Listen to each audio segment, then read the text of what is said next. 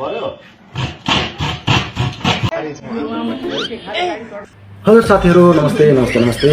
Keshav entertainment YouTube channel हेर्नुहुने सबैलाई स्वागत गर्दै म साथीहरू आज एउटा सानो भिडियो लिएर यहाँहरूमाथि उपस्थित भएको छु। जुन भिडियो चाहिँ अहिले देशमा चलिरहेको आम निर्वाचन फागुन 21 गतेको जुन निर्वाचन सम्बन्धी रहेको छ, त्यो पनि वरिष्ठ पत्रकार, अहिले भर्खर राजनीतिमा होमिएका वरिष्ठ पत्रकार ऋषि धमलाको बारेमा। वास्तवमा भन्ने हो भनेदेखि साथीहरू, जुन चाहिँ सदियौँदेखि राजनीति गर्दै आएर विभिन्न ठाउँबाट चाहिँ चुनाव आमसभाहरू गर्दै आएर उम्मेदवारहरू दिएर जितेका नेताहरूले पनि सायद यतिको चाहिँ गर्न सकेका थिएनन् होला है। किनकि ऋषि धमलाजीको चाहिँ भोट माग्ने तरिका नै अर्कै छ।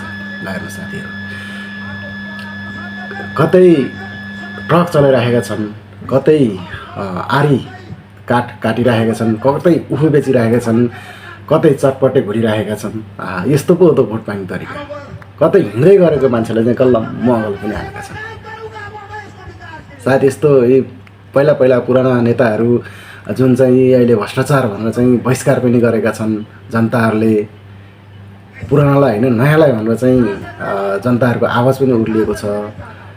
सायद ती जनताहरूले पनि ऋषि धमलाका जतिको गरिदिएको भएका सायद आज चाहिँ यसरी चाहिँ गाली खानु पर्थेन होला नि, जनताबाट तिरस्कार हुनु पक्कै पनि पर्ने थिएन होला नि। हेर्नुहोस् त, ऋषि धमलाको चुनावी आमसभा हेर्नुहोस्, चुनाव गर्ने के अरे भोट माग्ने तरिका हेर्नुहोस् ऋषि धमलाको। यस मान्छेलाई चाहिँ एक किसिमले भन्यो भने इन्टरटेनमेन्ट भएको छ क्या। कुनै मान्छेहरू यस्तो इन्टरटेनमेन्ट गर्ने मान्छे पनि चाहिन्छ। यतिको इन्टरटेनमेन्ट त कसरी चल्छ होइन। सबै जनताहरूसँग जाने, जनताहरूको गुनासो सुन्ने, प्रायः सबै गाउँघरमा भोट माग्न जाँदाखेरि गुनासो गर्ने त्यही त हो नि।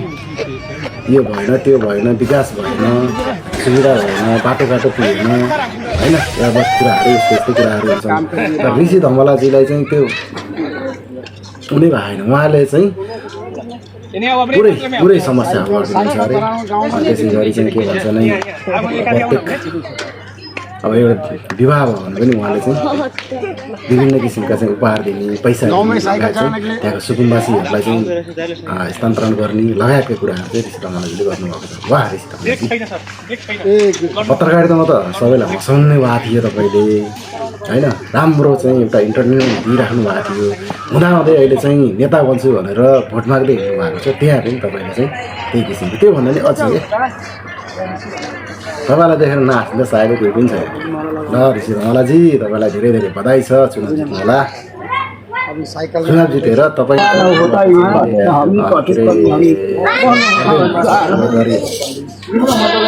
भोट माग्दै गाउँ रोजेको छ। गाउँ फर्केको त त्यसै रोजेको होइन। ऋषि धमला केही गर्नु पर्दैन। तपाईँ कस्तो युगमा छौँ हामी ठुल्ठुलो कुरा गर्छौँ, तर जनता हेर्नुहोस्, न बस्ने ठाउँ छ, न खाने ठाउँ छ, न पढ्ने ठाउँ छ, न उपचार गर्ने ठाउँ छ। हो त किन रोजी मैले त्यही गरिब जनतासँग बस्न चाहन्छु। म गरिब निम्नका। नमस्कार सबैलाई। उहाँको चाहिँ यो चुनाव प्रसार हेरेर चाहिँ यहाँहरूले के प्रतिक्रिया दिनुहुन्छ साथीहरू? आफ्नो प्रतिक्रिया दिनु नबिर्सिनु होला है त साथीहरू। नमस्ते।